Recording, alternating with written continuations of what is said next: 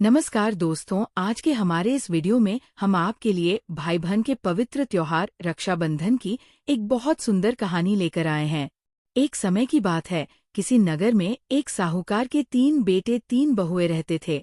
साहूकार की सबसे छोटी बहू बहुत सुशील और संस्कारी थी।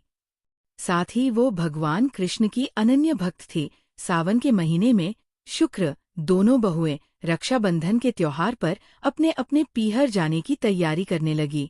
सुबह जल्दी उठकर घर का सारा काम करने लगी तो छोटी बहू ने पूछा, क्या बात है दीदी, आज इतनी जल्दी जल्दी काम क्यों कर रही हो? तो उसकी जेठा माँ बोली, कल रक्षाबंधन का त्योहार है, हम सभी को अपने अपने भाई को राखी बांधने अपने पीहर जाना है।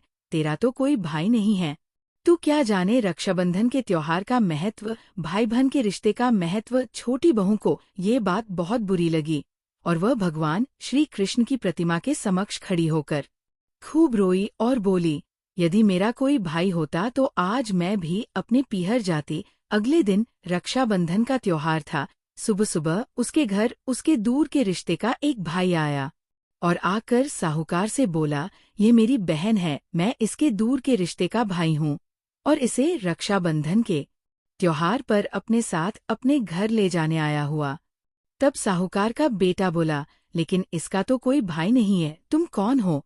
उसके समझाने पर साहूकार और उसका बेटा मान गया और छोटी बहू को उसके साथ बेचने को तैयार हो गए। परंतु छोटी बहू के पति के मन में कुछ शंकाएं थी।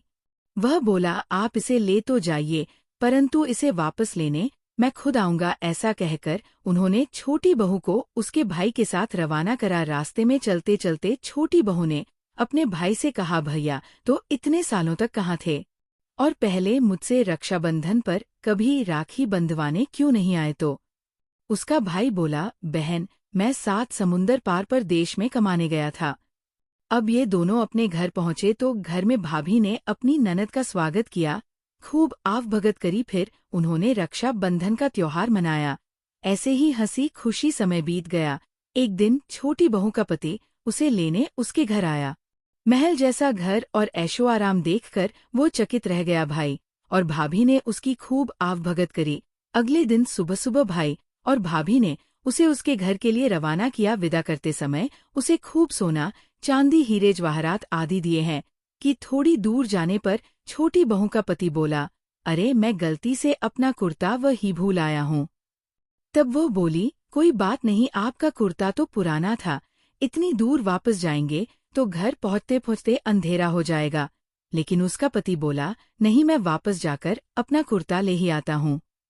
ऐसा कहकर वो दोनों उसके भाई के घर के लिए वापस रवाना हुए। जैसे ही भाई के घर के पास पहुंचे तो वहां उन्होंने देखा, भाई के महलनुमा घर की जगह एक पीपल का बड़ा सा पेड़ है और उस पेड़ पर छोटी बहू के पति का कुर्ता टंगा है। ये देखकर वो बहुत नाराज हुआ और अपनी पत्नी से बोला, यह में काला जादू है। कौन था वह जो तेरा भाई बनकर तुझे यहाँ लेकर आया था? मुझे तो शुरू से ही शक था, इसीलिए मैं तुझे लेने आया था, बता कौन था वो? ऐसा कहकर वो छोटी बहू को मारने लगा। इतने में तेज प्रकाश के साथ भगवान श्री कृष्ण वह स्वयं प्रकट हुए और बोले, मत मारो इसे, ये मेरी बहन है।